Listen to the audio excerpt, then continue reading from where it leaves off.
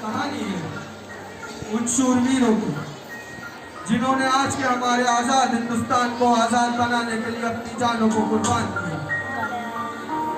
हमारे देश के वो नौजवान जिन पर बस एक धुन सवार थी, आजाद हिंदुस्तान। तो आइए आज आपको उन शख्सियत से एक बार जिन्हें हम और आप भूलते जा रहे हैं।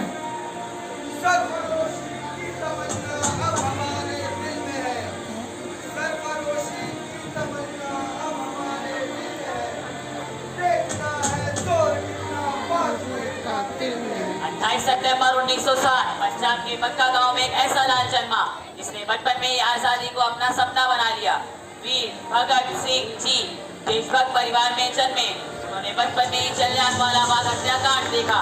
12 साल की उम्र में शहीदों की मिट्टी को हाथों में उठाया और घर ले आए। ये उनका पहला प्रण था। लाहौर के नेशनल कॉलेज से पढ़ाई की, किताबों से क्रांति सीखी। वो मार्च की यूनिट से लेकर भगवत गीता तक सब पढ़ते, क्योंकि उनका मानना था कि क्रांति की तलवार विचारों की शान पर तेज होती है। वो एक्टर बनना चाहते थे, लेकिन देश को आजाद देखने के जज्बे ने उन्हें क्रांतिकारी बना दिया। लाला लाजपत राय की हत्या का बदला सैंडल्स को मारकर किया और असेंबली में बम फेंकर सिर्फ एक ही जुमला कहा, गिरफ्तार हुए भूख हड़ताल की खत लिखे। 23 साल की कम उम्र में अपने दोस्तों सुखदेव थापर और शिवराम राजगुरु के साथ 23 मार्च 1931 को फांसी के फंदे को हंसकर गले लगा लिया। तो ये थे शहीद भगत सिंह जी। आ गया कश्मीर आ गया।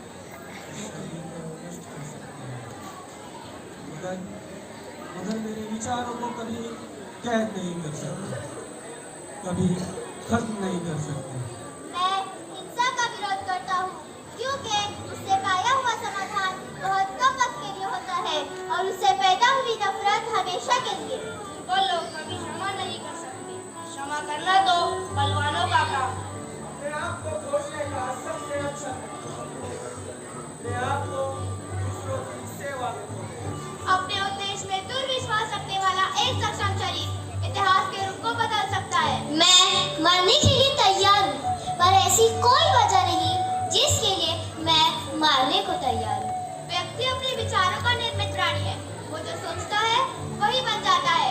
खुशी तब मिलेगी जब आप जो सोचते हो, कहते हो और करते हो वो एक हो। आप मानवता में विश्वास मत खोइए। मानवता मानवता एक सागर की तरह है। अगर सागर की कुछ बूंदे गंदी है तो सागर गंदा नहीं हो जाता। तो ये थे महात्मा गांधी जी। ये एक ऐसा नाम है जिसने मजहब से परे जाकर भारत माँ के लिए अपनी जान को कुर्बान किया। जब गांधी जी अपने देश को आजाद करने की दूसरी मुहिमों में जुड़े हुए थे, तो वहीं अशफाक उल्लाह खान और उनके साथियों ने हिंदुस्तान रिपब्लिक एसोसिएशन की बुनियाद डाली।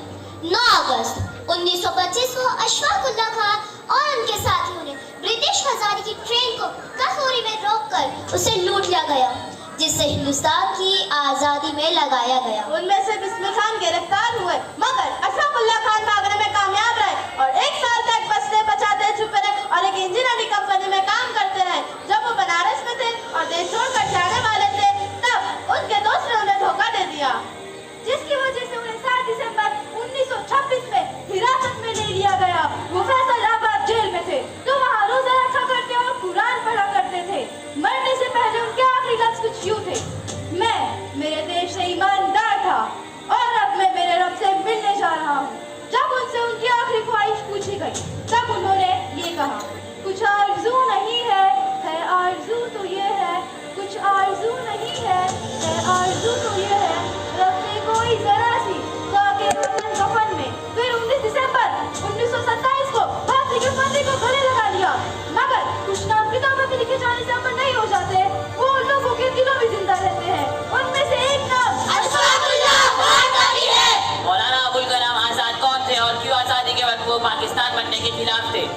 11 नवंबर 1888 को सऊदी अरब के शहर मक्का में पैदा हुए। मौलाना आजाद का असल नाम मोइनुद्दीन अहमद था और वालिद का नाम मोहम्मद खैरुद्दीन था। जिसका सिलसिला शेख जमालुद्दीन अफगानी से मिलता है, जो अकबर आजम के दौर में हिंदुस्तान आए और यहीं रह गए। जबकि वालिदा का ताल्लुक मदीना से था। उनका परिवार 1898 में हिंदुस्तान आए और कोलकाता में रहने लगे। मौलाना आजाद बचपन से ही तालीम में बहुत सही थे। वो 15 साल की उम्र में ही अपने से दुगनी उम्र के बच्चों को तालीम दिया करते। अपनी सियासी जिंदगी का आगाज 1924 में कांग्रेस को ज्वाइन करके किया। कई बार कांग्रेस के सदर रहे और 1958 तक वज़ीर आज़म के तौर पर अपनी खिदमत को अंजाम दिया। उनकी नजर में आजादी से बढ़कर यकजहती थी। वो दो कौमी नजरिए के सख्त खिलाफ थे। वो नहीं चाहते थे कि हिंदुस्तान के दो हिस्से हो, इसीलिए वो पाकिस्तान बनने के सख्त खिलाफ थे। इसलिए उनके जन्मदिन को नेशनल एजुकेशन डे के तौर पर मनाया जाता है और 19 फरवरी 1958 को उन्होंने हमारे दरमियान अपना आखिरी दिन गुजारा और हमको अलविदा कह चले। तो ये थे मौलाना अबुल कलाम आजाद। शहीद वीर अब्दुल हमीद 1 जुलाई 1933 को उत्तर प्रदेश के गाजीपुर जिले के धामपुर गांव में पैदा हुए। 1944 में वीर अब्दुल हमीद भारतीय सेना में भर्ती हुए और अपनी बहादुरी से इतिहास रचते। उन्होंने पाकिस्तान के 8 पेटे टैंक को निस्तनाबूद कर दिया। वो अपनी जीप में लगी हुई 106 mm की रिकॉइललेस राइफल के साथ तैनात हुए और उन्हें टैंक डिस्ट्रॉयर के नाम से भी जाना जाता था। 1965 में जब इंडिया अपना 18 साल का टेस्ट मना रहा था, उस वक्त अब्दुल हमीद को परमवीर चक्र से सम्मानित किया गया, क्योंकि शहीद अब्दुल हमीद ने 8 पाकिस्तानी टैंकों से निस्तनाबूद किए थे, जो अमेरिका से लाए गए थे और अमेरिका के सबसे एडवांस टैंक थे। वीर अब्दुल हमीद गन्ने के खेत में घास लगाकर बैठे हुए थे और उन्होंने टैंक पर फायरिंग शुरू कर दी। उसी वक्त उनकी लोकेशन पाकिस्तानी आर्मी को पता चल गई और पाकिस्तानी आर्मी ने उन पर फायरिंग शुरू कर दी और वीर अब्दुल हमीद को घायल कर दिया। 10 सितंबर 1965 को शहीद वीर अब्दुल हमीद आखिरी टैंक को तबाह करते करते शहीद हो गए। हमारे भारतीय सेना के हीरो शहीद वीर अब्दुल हमीद। पंडित जवाहरलाल नेहरू का जन्म 14 नवंबर 1889 को इलाहाबाद में हुआ। उनके पिताजी का नाम मोतीलाल और मां का नाम स्वरूप रानी नेहरू था। पंडित जी का घर आनंद भवन के नाम से मशहूर था। पंडित जवाहरलाल ने 15 अगस्त 1947 को भारत के पहले प्राइम मिनिस्टर बने और कुल 16 साल 286 दिन भारत के प्राइम मिनिस्टर रहे। जुलाई 15, 1955 को उन्हें भारत रत्न सम्मान से सम्मानित किया गया, जो कि डॉक्टर राजेंद्र प्रसाद के हाथों उन्हें मिला। 1984 में उनके नाम पर भारत में 5 रुपए के सिक्के भी बनाए गए। चाचा नेहरू जी ने अहमदनगर के किले में साल 1945 में द डिस्कवरी ऑफ इंडिया के नाम की 595 पन्नों की एक किताब लिखी, जो 14 नवंबर 1946 को पब्लिश हुई। पंडित जवाहरलाल नेहरू का निधन 27 में 1964 को हुआ। इस तरह हमने अपने पहले प्राइम मिनिस्टर को खो दिया। तो ये थे पंडित जवाहरलाल नेहरू। अम्बेडकर का असल नाम भीमराव अम्बेडकर था। 14 अप्रैल 1891 को मध्य प्रदेश के कस्बे माहो में पैदा हुए। उनका ताल्लुक महाराष्ट्र के महार खानदान से था। उस जमाने में छूत-छात की वबा आम थी। डॉक्टर अम्बेडकर को बचपन ही से उस किस्म के भेदभाव और नाइंसाफी का सामना करना पड़ा। तालीम हासिल करने के लिए डॉक्टर अम्बेडकर को कई रुकावटों का सामना करना पड़ा, मगर इनके दिल में इल्म हासिल करने का शौक और मेहनत का जज्बा था, इसलिए वो आगे बढ़ते चले गए। डॉक्टर अम्बेडकर का ख्याल था कि समाज में बाइज्जत जिंदगी गुजारने के लिए तालीम बेहद जरूरी है। उन्होंने कमजोर तबकों की तालीम के लिए कई इदारे कायम किए, स्कूल और कॉलेज खोले, इनके लिए समाज में बराबरी की हुकूक की वकालत की। डॉक्टर अम्बेडकर ने हमेशा कौमी इत्तेहाद और यगानत पर जोर दिया। उनका अहम कारनामा हमारे मुल्क का दस्तूर है। जब हमारा मुल्क आजाद हुआ तो उसका दस्तूर बनाने की जिम्मेदारी डॉक्टर अम्बेडकर को सौंपी गई। इसीलिए उन्हें भारत के दस्तूर का मेहमान भी कहा जाता है। भारत के ये अजीम रहनुमा 6 दिसंबर 1956 को इस दुनिया से चल बसे। तो ये थे डॉक्टर भीमराव अम्बेडकर। इंदिरा गांधी 19 नवंबर 1917 को यूपी के इलाहाबाद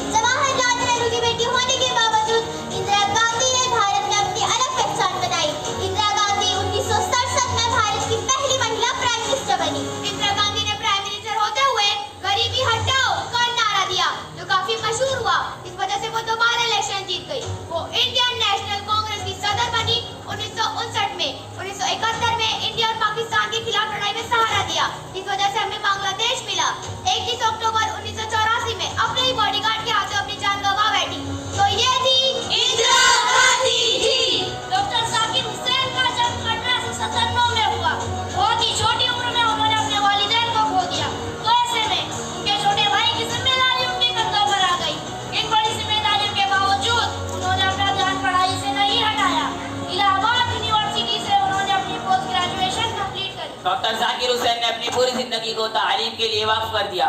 1920 में जब वो 23 साल के थे तब जामिया मिल्लिया इस्लामिया की बुनियाद डालने में शामिल थे। जामिया मिल्लिया इस्लामिया का बुनियादी नाम नेशनल मुस्लिम इदारा था।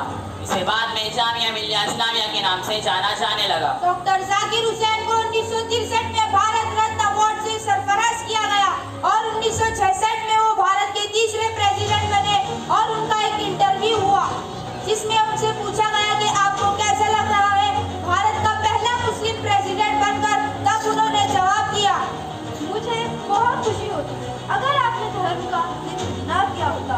और 3 मई 1969 को भारत के पहले मुस्लिम प्रेसिडेंट का इंतकाल उनके ऑफिस में हुआ और वो इस सारी दुनिया को छोड़कर खुदा के पास जा पहुंचे। तो ये थे डॉक्टर जाकिर हुसैन। तमिलनाडु के रामेश्वरम का एक गरीब लड़का जिसके घर में दिया जलाने के लिए तेल के भी पैसे नहीं थे। घर वालों को 2 वक्त की रोटी नसीब नहीं होती। पैरों में चप्पल थी और ना ही सर पर पक्की छत। बस था तो आसमान में उड़ने का सपना जिसे उसने समंदर के किनारे बैठकर देखा था।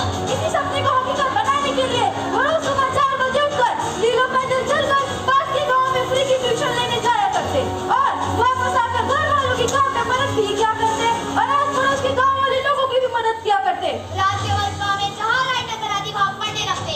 इसी लड़के ने आगे चलकर देश को आसमान तक पहुँचा दिया। जी हाँ, हम जिसकी बात कर रहे हैं वो sir APJ Abdul Kalam ji, missile man of India. और 2002 में डॉक्टर APJ अब्दुल कलाम को प्रेसिडेंट ऑफ इंडिया बनाया गया और उन्हें 1997 को भारत रत्न अवार्ड से सम्मानित किया गया। जी हाँ, उन्हें एक शख्स नई शख्सियत कह सकते हैं क्योंकि वो हमेशा कहते थे कि सपने वो नहीं जो आप सोते हुए देखते हैं, सपने तो वो है जो आपको सोने नहीं देते। 27 जुलाई 2015 को डॉक्टर APJ अब्दुल कलाम इस दुनिया को अलविदा कह गए और ये थे the missile man of India, doctor APJ Abdul Kalam. तो आइए अब हम मिलते हैं उन शूरवीरों से जिन्होंने हमारे आजाद हिंदुस्तान के परचम को सारी दुनिया में लहराया। हमारे देश के वो नौजवान जिन्होंने अपने जीवन को भारत माँ के नाम समर्पित कर दिया।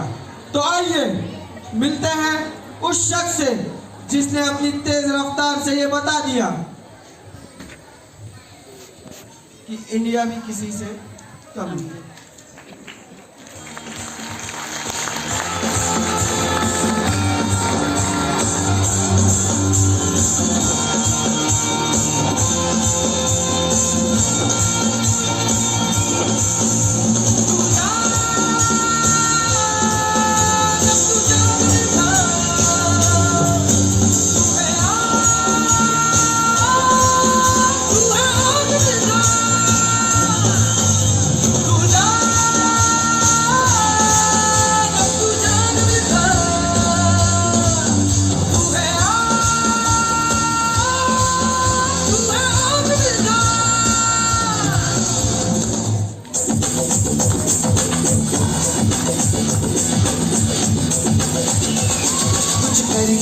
कुछ करिए नस नस मेरी खोले हाय कुछ करिए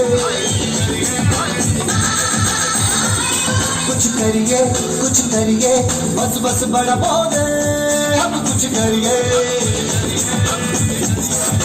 ओ कोई तो चल सिद्ध फड़िए तू बेतरिए या मरिए हाय कोई तो चल सिद्ध फड़िए तू बेतरिए या मरिए शक रे इंडिया चक रे हो चक दे इंडिया चक रे हो चक दे India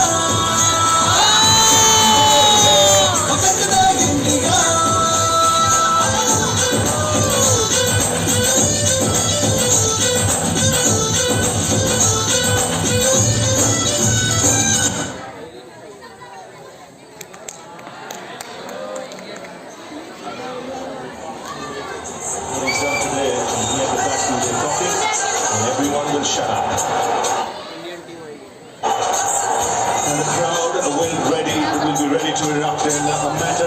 And if you want to know where the biggest party in the globe will happen, it's just one place, India. And it's a team that sits number 1 on the rankings shortly after this World Cup.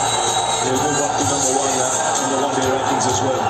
They deserve to. As Mohandas Menon tells me, even if they win this, they'll be rubber soup, but it's absolutely magnificent. Dhoni finishes off in style.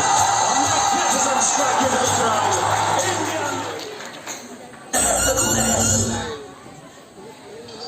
finishes off in style. A magnificent strike into the crowd. India lift the World Cup after 28 years. In the dressing room, and it's an Indian captain who's been absolutely magnificent.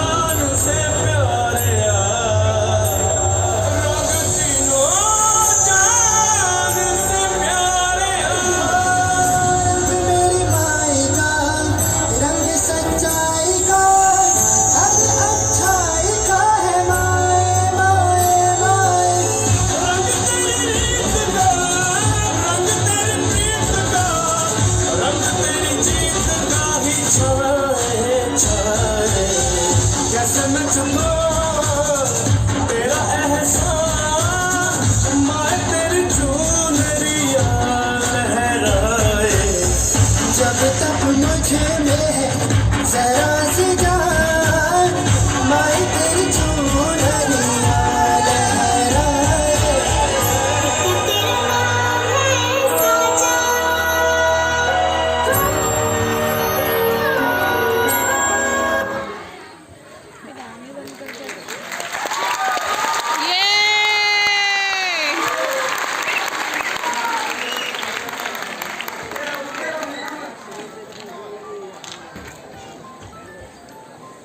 अमीर शहर क्या शाहो कलंदर डूब जाते हैं, मेरी आंखों की झीलों में समंदर डूब जाते हैं। तू